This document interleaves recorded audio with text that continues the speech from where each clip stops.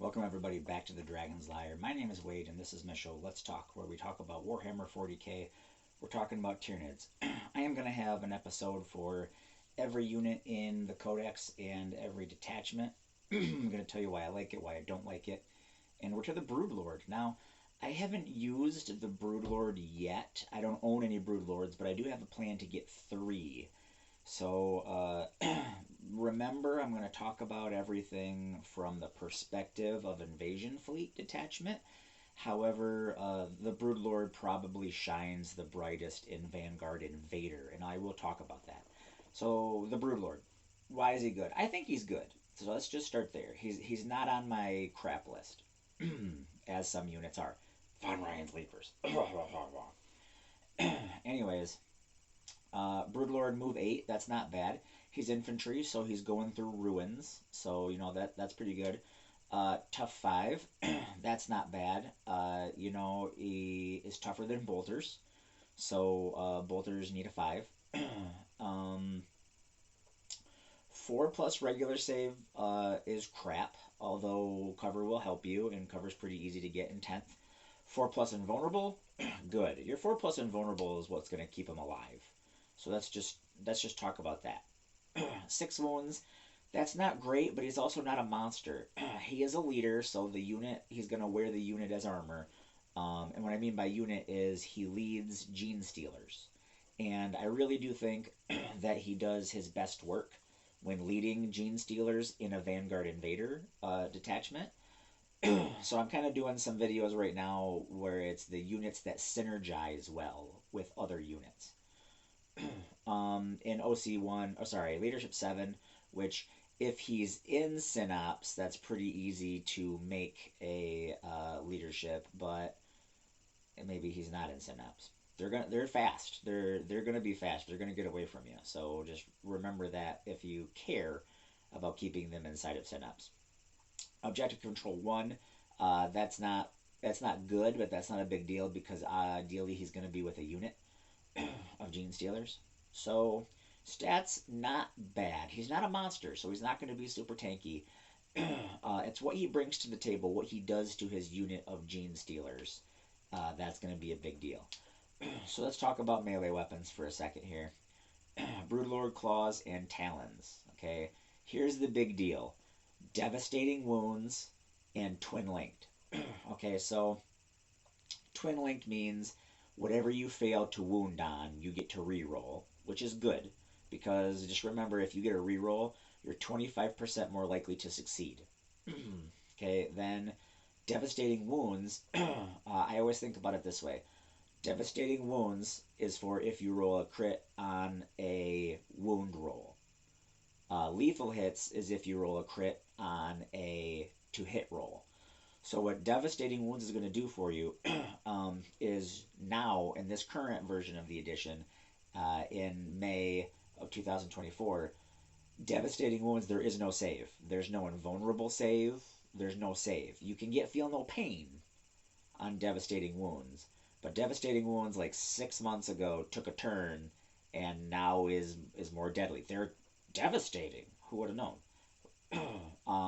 So keep that in mind. Lethal Hits is on the hit roll, and Devastating Wounds is on the wound roll. That's how I remember it.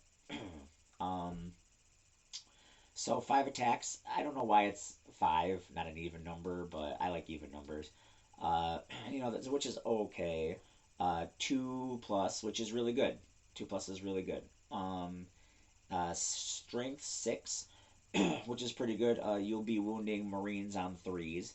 So what you're going to do is your Gene Stealers are ideally going to tear up regular infantry, and they're going to be able to hurt elite infantry, and maybe, if you're lucky, hurt a vehicle. So kind of look at them as most useful, kind of useful, barely useful.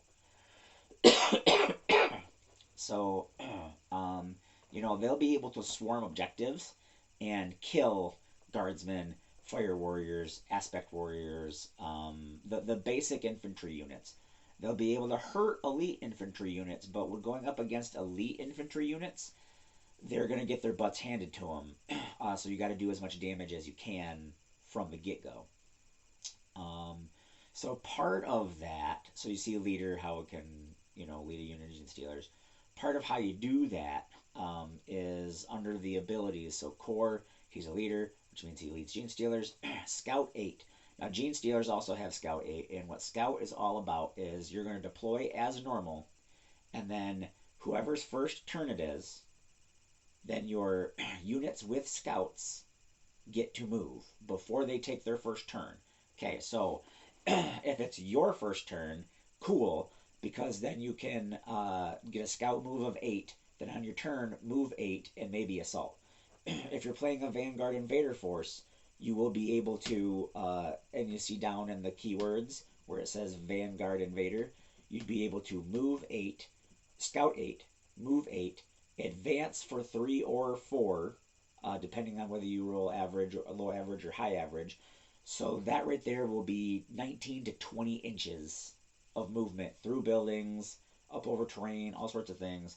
And then, because they're Vanguard Invader in a Vanguard Invader detachment, you would get to charge after you advanced.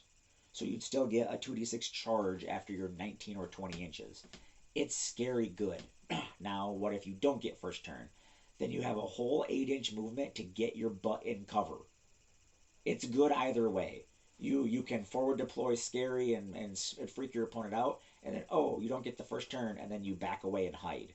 It's good either way. So Synops, when it's on top and it says faction Synops, that means they benefit from Synops. When it's down below, down here, that means when you see Synops down here, that means they provide the 6-inch bubble. So because you do not see it, they do not give the bubble. This is one of the big deals right here. Vicious Insight. While this model is leading unit, weapons equipped by that model's unit have the Devastating Wounds ability. So now all of the Gene Stealers in the unit have Devastating Wounds. That's a big deal. That's where you're going to shred the regular infantry, and that's where you're going to hurt the elite infantry. At the start of the fight, then Hypnotic Gaze. At the start of the fight phase, one enemy unit within engagement range of this model until the end of the phase. Each time that model in that unit makes an attack, subtract 1 from the hit roll. That's what's going to keep you alive against the elite infantry that you may be fighting, because they're going to score less hits on you. So keep that in mind. There is a survival instinct tactic brought into it. As always, when I'm talking about invasion fleet stuff, I'm going to remind you to probably rapid regen them. Help keep them alive. I'm a big fan of rapid regen, especially when you're getting one for free from your walking Hive Tyrant every turn, because it is a battle tactic, which that battle tactics is the only one that you can use for your free stratagem from the Hive Tyrant. That was also a change about 6 months ago, I believe, when Devastating Wounds changed. Another one here that's really good is Adrenal Glands. Now, I struggle with Adrenal Glands because it costs 2 CP, and my builds are always so CP hungry. But Adrenal Glands is the thing that is going to give you the ability to all of your things that proc, that happen when you roll a 6, is going to happen on a 5+ instead. So then all the Devastating Wounds are going to happen on a 5+. It's really good in Invasion because you have to hyper adapt one way, and if you put Swarming Instincts on there, then you're just going to get more hits on infantry, and then you're going to get more wounds, and then you're going to get more kills. Hits equals wounds equals kills. Lots of hits, more wounds, more kills. Small hits, less wounds, less kills. Think about it that way. You want to control your numbers, so get more hits. I really enjoy making these videos and sharing these videos with you guys. Just remember, I think they shine the brightest in Vanguard Invader, which is where they'll be able to move, scout, move, advance, and charge through buildings, up over hills. It'll be insane. My Vanguard Invader has 3 of them leading 3 units of 10 Gene Stealers. Anyways, I enjoy sharing this stuff with you guys, and we here at the Dragon's Lair understand that you could spend your time anywhere on the internet. So we want to say thank you for spending your time here with us at the Dragon's Lair.